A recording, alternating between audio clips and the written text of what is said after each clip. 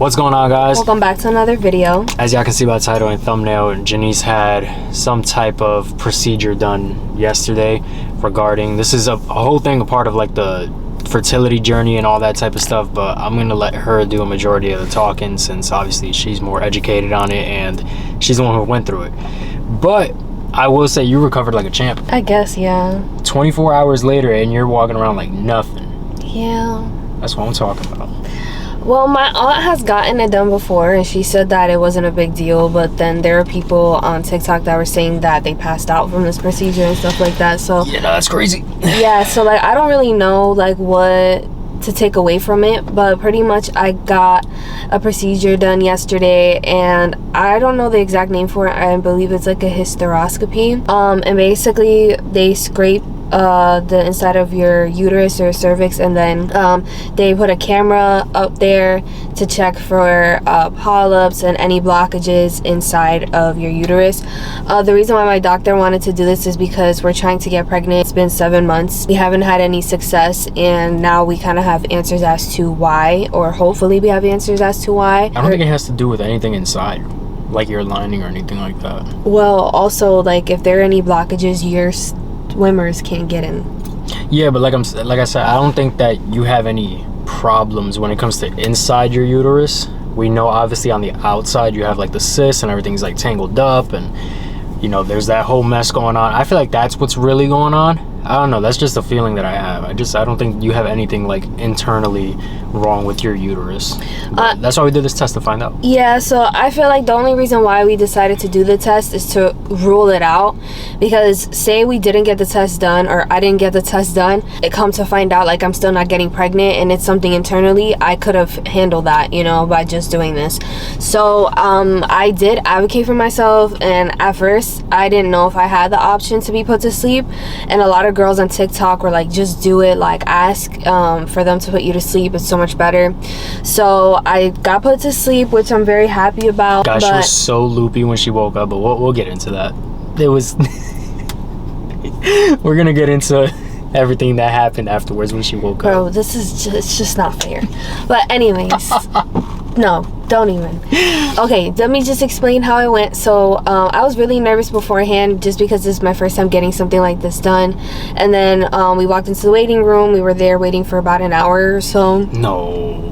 Yeah. No, when they took you back, we were only waiting for maybe like 10 minutes. You were probably back there waiting for an hour, but I was in the waiting room with you for maybe like 10 minutes before they called you in. Well, that's what I'm saying, like the process, like before I don't know. They wouldn't let me back there, so I don't know anything about that. Well, yeah, I went in, so they usually like prick me a bunch of times. Like my last surgery, I had gotten pricked 7 times. Like I was literally like hyperventilating. You've been getting lucky lately, though. I know, thank God. Like for your MRIs and the procedure yesterday, they've been getting it on the first try. Yes, thank you, Jesus, because it's the girl got it done the first time. I was like so happy that she did it the first time. We were good to go. I waited a little, and then it's crazy. I went from one room to get my blood like ready or whatever. They gave me pain meds in my IV, and then I went to another room to undress and to get changed. And when I went in there, the doctor spoke to me and I felt a little bit more comfortable. Anesthesiologist spoke to me, and basically they said it was gonna be a quick procedure. It's only like 5 minutes, which is insane. After that, I went right into the room and it was go time from there. Honestly, I was nervous, but like, you were super nervous. Yeah. And I told you beforehand, I feel like you're overthinking it, and turns out you were, because you came out of there like nothing. Yeah, but I more so don't like the feeling of being put to sleep. That's what I anticipate the most. It's not really like the process or like of anything going wrong or I'm scared of. It's just that feeling, and it was bad like yesterday. Like the actual feeling of when it's happening at that moment, when or they like give when me you the wake medicine. up? Okay, gotcha. That's what I anticipate the most. I hate not feeling in control of my body. As soon as I go into every surgical room, I usually just try to close my eyes and just allow everything to happen. I don't really want to hear anything. I don't want to see anything. But yesterday, like the anesthesiologist was just talking to me about my tattoos and stuff. And she was trying to have a conversation. I think she can tell because when she checked my heart, like my heart was like da da da da da. I'm gonna start a petition where a loved one should be allowed in the operating room just to spectate.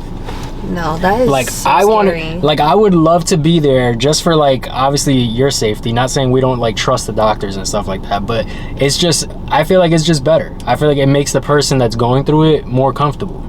You know, would you feel more comfortable if I were there? Yes. So that's what I'm saying. Like, I feel like that should be a thing where, like, a loved one can be in the operating room. Obviously, not close, but, like, from a distance, we could be, like, watching and see what's going on and, like, just let the person know that we're there.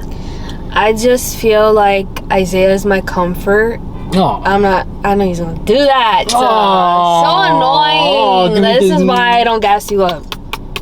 Oh, my wife. Oh. Bruh, please stop. Are you done? Nah, I'm gonna keep it going later. Oh my gosh, I can't say nothing nice to him. Like, oh my gosh. But anyways, yeah, like I said what I said. I just feel like it would be a lot easier like when he's there. So I take him to every doctor appointment and stuff like that. Yeah, and I feel like sometimes people don't like that, like when you're with me. I don't care. I really don't. And it's not like I go because she makes me go or anything like that. I genuinely go because I want to go, because I want to make sure she's good. You know what I mean? And I feel like numerous places that we've been to, they, I guess, sometimes don't like that. They kind of like find it annoying. Yeah. Or think that I'm like a clingy boyfriend or something like that.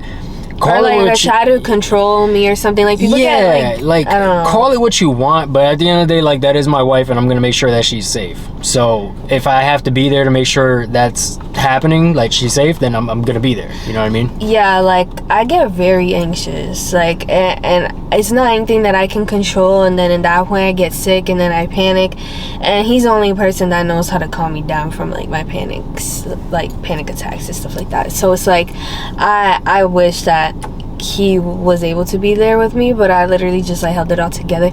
And yeah, I think it was a pretty good process. The doctor was making jokes and he was pretty chill, and you know, I woke up feeling good, and I like how knowledgeable he is. Like, I really like how knowledgeable and how thorough he is. That just makes you feel like safer all around. Like he knows what he's doing, you know what I mean? But yeah, like she came out like way sooner than I expected. She came out, I think, maybe like 30 minutes before what I thought she was gonna come out. Like, I thought you were gonna get out like, I think like at 11 or 11:15 or something like that. You came out like at 10:30. I was like, yeah, it's crazy. I checked the time before I went in, and it was like 10:16 or something like that. When I got out and I was in the car, it was like 10:30. I was like, damn, that was so quick. Yeah, when the office called me, because I was waiting outside in the parking lot, when the office called me, like, yeah, she'll be ready in about like 10-15 minutes. I was like, okay. I was like, all right, well, that's great. That means everything went smooth. So yeah, thank God. Yeah, but she recovered like a champ. Like, but let's talk about how you woke up. I woke up fine. No, I'm talking about like when you got in the car and then when we got home. Oh yeah. She took a nap. She took a 4-hour long nap, which obviously that's understandable. But then when she woke up, she started crying, and I'm like, why are you crying? I miss Banana King. Which is a fast food restaurant. It's not fast food. It is fast food. They sell nothing but grease, and I love it. Don't get me wrong. I love Banana King. No. But their food is just greasy and just fried. And it's a Colombian spa. Okay. Or is it Cuban? No, it's Colombian. Colombian, right? Yeah, it's a Colombian spot. They got empanadas and shit. She was like, I miss Banana King. I miss Jersey. I miss Tropical Juice Bar. These are all restaurants in Jersey. I'm like, yo, there's no way right now. And then she was getting upset because I wasn't taking her serious. But I'm like, yo, you're still coming off the anesthesia, because I can tell you're just loopy right now and you're just saying anything, because she was literally rambling. And I'm like, I'm not taking you serious. And gelatis. And then, yeah, which is an ice cream spot, gelato spot. And she's over here getting mad at me, like, you're not taking me serious. And she started crying again. I'm like, oh my God. I was like, I can't wait for these, like, the sedation to be gone, because yeah, he was getting irritated with me, I feel. I wasn't getting irritated. I was just you were like yeah, like, I'm not taking you serious. You were saying like crazy stuff and you're just crying because you want Banana King. Okay, but when I was like sleeping, I was dreaming that I was back in Jersey and I was home, and I was so happy, and it was fall time, and yeah, and I was just eating my favorite foods, and just like when I woke up and I wasn't in Jersey, I crashed out. Literally, she crashed out. She finally started feeling back to her normal self again, and she was like in the right state of mind like hours after she woke up from the nap. We were talking about it, and she was like, yeah, she was like, I think I'm normal now. And I was like, yeah, I think so too. I think so too, because you're not saying just random things and crying over random stuff. Overall though, I will say this procedure was really easygoing, and I'm happy that obviously everything went smooth, thank God. and if all your procedures could go this way, like surgeries and all, that'd be great, because this was super easy and super smooth. That's the update, guys. Obviously, y'all know we keep you on the loop, and this is just another part of the fertility journey. We are one step closer to, hopefully, God willing, getting pregnant. The next procedure is going to be the big surgery that this would be her second time around going through. So nothing new to us, nothing new to her. But yeah, that's going to be a couple of weeks out from now. And at that point, we should be at a stage where it's like, she's getting pregnant. Anything else you want to tell them, babe? No, that's it. Like he said, we just want to keep you in the loop and update you. I'm just like checking all the boxes, because once we do get pregnant, these are all gonna be videos that we're gonna share with our kids. And you know what, random thought, yesterday when I went to Walgreens real quick to get your meds, I saw the fertility test for men, that, you know, the little box ones that you could buy or whatever. And bro, for guys, I'm sure it's the same price for girls. A little box, one test was like $55. I was like, bro, $55 to just, I'm not gonna say it, but yeah, $55 to do that is just wild. That is wild. It is what it is. That is it for today's video. We hope y'all enjoyed. If you guys have any comments, experiences, or anything like that you guys want to say, prayers, always welcome. With all that being said, we'll see y'all in the next video.